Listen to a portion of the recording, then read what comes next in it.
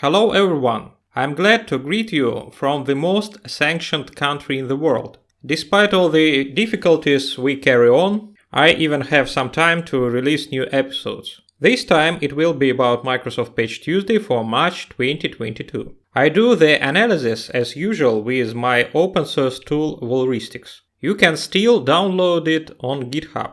I hope that GitHub won't block Russian repositories and accounts, but for now it looks possible. Most likely I will just start hosting the sources of my projects on avilionov.com in this case, or on another domain if it gets even tougher. Stay tuned. This month there have been issues with getting Patch Tuesday blog posts from VM vendors. Qualys site search broke, and DuckDuckGo didn't index the ZDI block well. Therefore, I added the links to them in MSPT comments links path manually. I made a change to Vulristics, so now it can take into account the exploit code maturity from the CVSS temporal score of the Microsoft object. Such a mark will be less critical than the presence of an exploit in any exploit pack,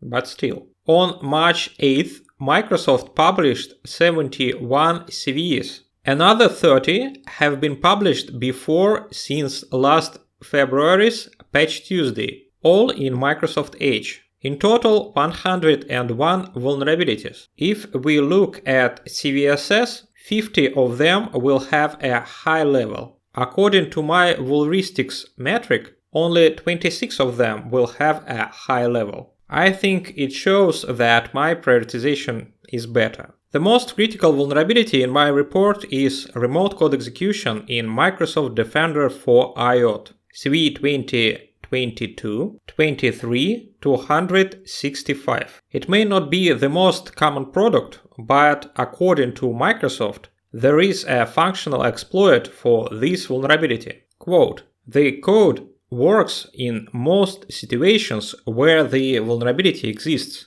End of quote. I agree that for such a vulnerability it is interesting. No VM vendors have highlighted this vulnerability. In second place, remote code execution in Windows Remote Desktop Client, CVE 2020-21-990. Quote, "If an attacker can lure an affected RDP client to connect to their RDP server, the attacker could trigger code execution on the targeted client." End of quote. It is certainly hard to imagine anyone actually using such a scenario, but having a proof of concept exploit, according to Microsoft, is interesting. The following vulnerability was published prior to March Patch Tuesday: memory corruption in Microsoft Edge, CVE 2022-0609. Why is this vulnerability here?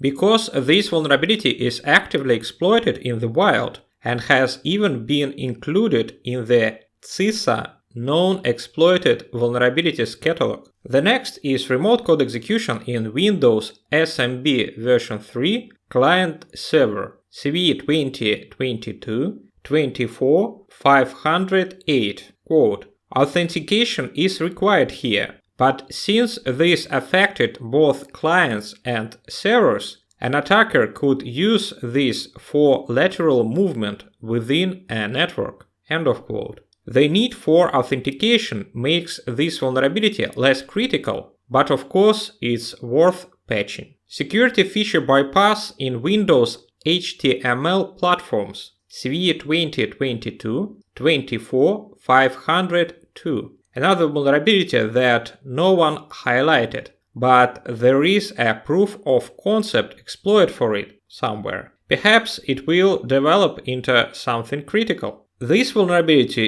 is the first one that catches the eye, since it is in software that is usually available on the network perimeter. Remote code execution in Microsoft Exchange, CVE 2022-23-277. Quote, "The vulnerability would allow an authenticated attacker to execute their code with elevated privileges through a network call. Thankfully, this is a post-authentication vulnerability, meaning attackers need credentials to exploit it, although passwords can be obtained via phishing and other means.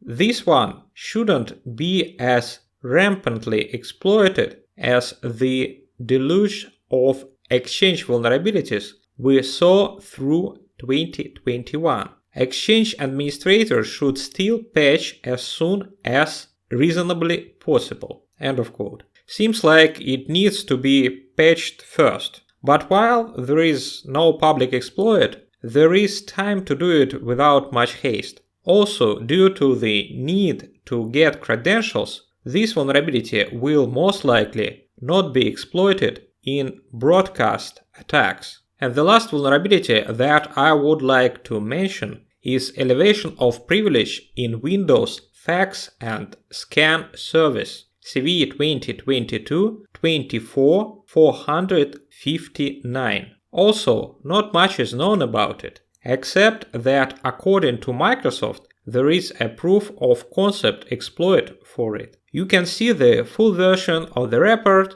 in the blog post at avilionov.com. And that's it for today. Please subscribe and leave your comments. Bye.